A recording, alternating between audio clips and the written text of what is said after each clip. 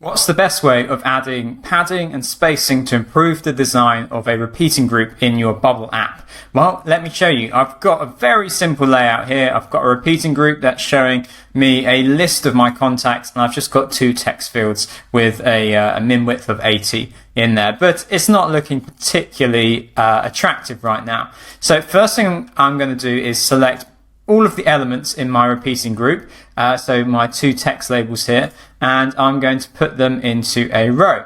And I'm going to set the row to width 100% and also height 100%.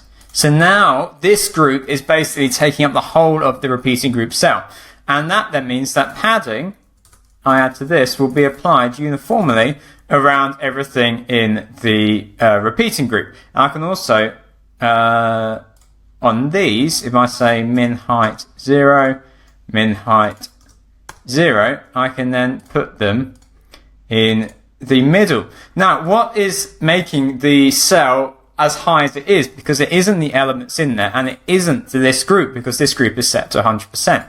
Well, that is going to be in appearance and min height of row. And so if I only want the row to be as tall as it needs to be for the elements, I just set this to 0.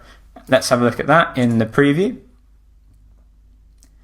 Yeah, already looking much better. So if you are learning Bubble, you can find even more Bubble tutorial videos on our website, planetnocode.com, and you can like and subscribe to this channel. You can even give us a tip using the thanks button just below if you found this video useful.